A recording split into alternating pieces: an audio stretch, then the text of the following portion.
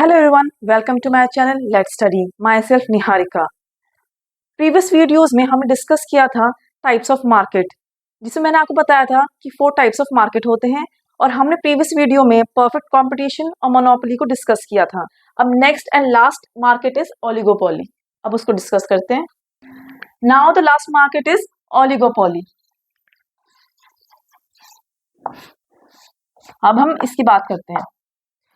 Oligopoly में बहुत ही few forms होती हैं, ज्यादातर फ्यू फॉर्म्स, ज्यादा जैसे 2 to 10 या 2 to 15, इससे ज्यादा नहीं होती अवेलेबल इस मार्केट में। जो फॉर्म्स है 2 to 10 या 2 to 15 है, इससे ज्यादा नहीं होती हैं। अब इसके प्रोडक्ट कैसे होते हैं? होमोजीनियस भी हो सकते हैं, डिफरेंशियल भी हो सकते हैं। एग्जाम्पल के साथ डिस्कस करेंगे। दोनों ही है ये। Homogeneous means same,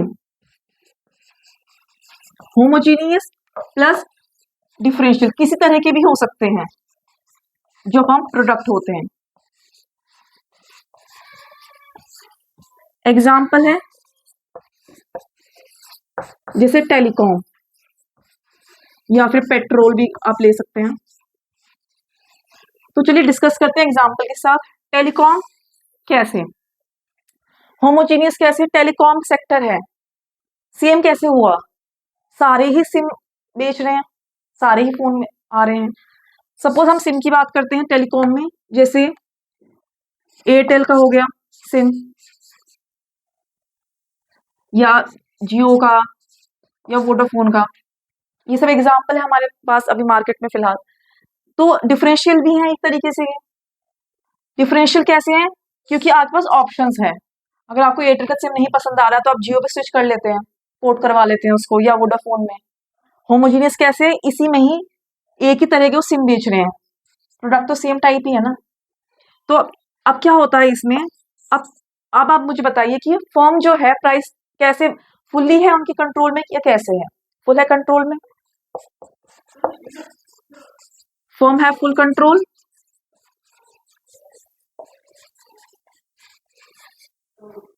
for the price कैसे? अब हम एयरटेल या हम सिम का एग्जांपल लेते हैं, टेलीकॉम सेक्टर का हम एग्जांपल लेते हैं।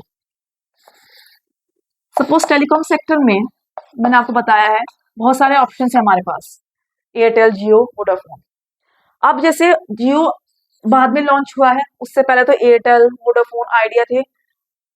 वोडाफोन आइडिया एक हो गए, टेक ओवर हो गया। तो पहले तो हमारे पास ये ऑप्शन थे, बीएसएनएल हो गया, ये है गवर्नमेंट है वो। तो अब सपोज जियो ने लॉन्च किया अपना सिम, लेटेस्ट लॉन्च है उसकी, तो कुछ सालों की लॉन्च है मीन्स। तो जियो को ने अब लॉन्च किया, जियो ने बहुत सस्ते प्राइस कर दिए, बहुत कम प्राइस रेंज कर दिए उसके। जियो ने सिम निकाला है और प्राइस क्या करें उसके बहुत ही मिनिमम रखे हैं, बहुत कम भी नहीं कहेंगे हम, बहुत ही मिनिमम रखे हैं, मिनिमम रखे हैं।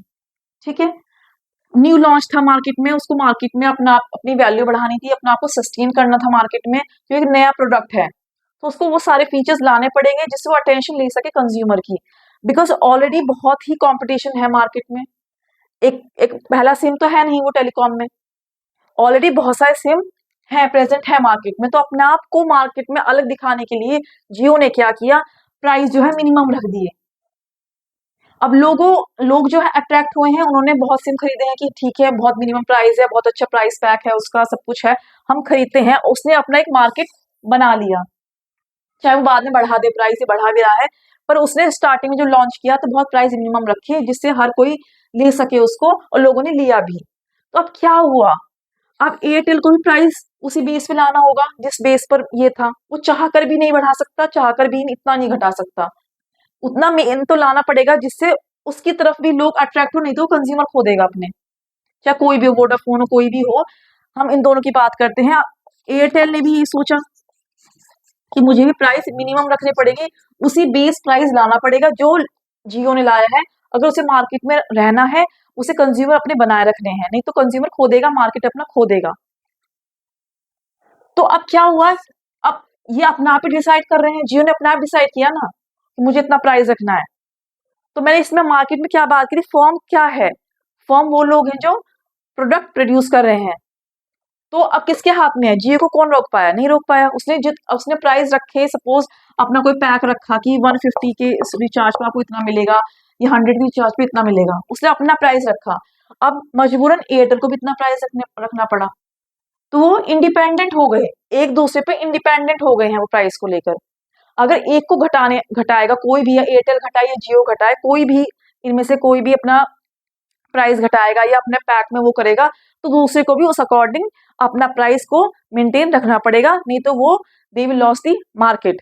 सो from this we can conclude that they are independent. From this we can conclude that they are independent. वो एक दूसरे पर इंडिपेंडेंट है।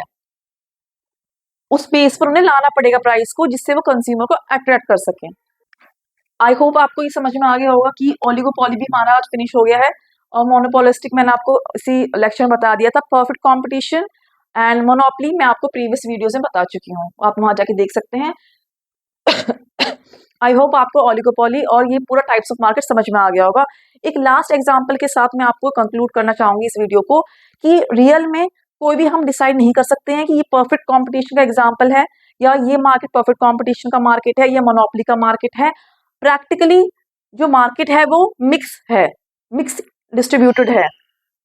अब रेलवे हम देखते हैं, अब रेलवे ऐसा तो नहीं है कि उसका अपना एक सेक्टर है, वहां और भी तरह का मार्केट भी है। तो प्रैक्टिकली मिक्स मार्केट होता है। पढ़ने के लिए इकोनॉमिक पढ़ने के लिए हमने अलग अलग पढ़े हैं, अलग अलग एग्जाम्पल के साथ पढ़े हैं, पर प्रैक्टिकली हम ऑल ओवर देखें तो ये एक तरीके से मिक्स मार्केट जो चलता है। कैसे, मैं एग्जाम्पल से आपको बताती हूँ। अब हम प्रैक्टिकली हम देखें कि किस तरह का मार्केट है हमारे पास, तो हम एग्जाम्पल लेते हैं पेन का। सपोज पेन का हम प्रोडक्ट है।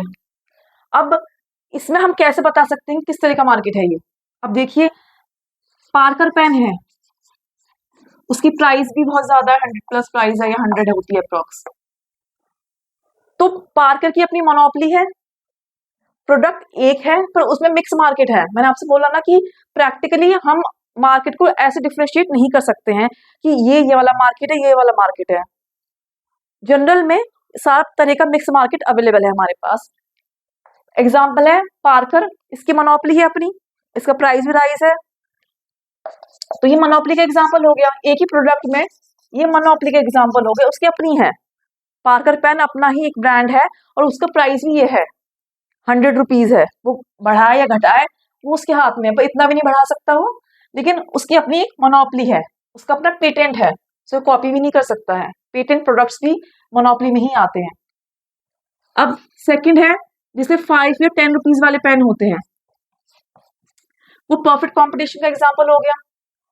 परफेक्ट कंपटीशन में क्या था कि एक तरह के प्रोडक्ट, अब 5-10 वाले पेन आप मार्केट में देखेंगे बहुत हैं। अगर आपको 5 रुपए वाला पेन लेना होगा, बहुत टाइप के पेन आपको मिल जाएंगे। तो परफेक्ट कंपटीशन का भी एग्जांपल हो गया इसमें, और मोनोपोलिस्टिक का भी एग्जांपल है। देख रहे हैं ना आपकी एक प्रोडक्ट में ही मिक्स मार्केट आपको मिल जाएगा। तो इन जनरल यही कंक्लूजन है इसका, कि इन जनरल जो है हमारे पास जो प्रोडक्ट होता है उसमें मोनोपोली भी हो सकती है शामिल, उसका परफेक्ट कंपटीशन भी हो सकता है, उसमें मोनोपोली भी और ओलिगोपोली भी। नहीं भी हो सकता, मिक्स भी हो सकता है। तो इसी के साथ मैं अपनी वीडियो को एंड करना चाहूंगी। आई होप आपको आज की वीडियो समझ में आई होगी। समझ में आई होगी तो आप प्लीज लाइक शेयर सब्सक्राइब करिएगा। अब मिलते हैं नेक्स्ट वीडियो के साथ, जो बहुत ही इंपॉर्टेंट है। तो थैंक यू।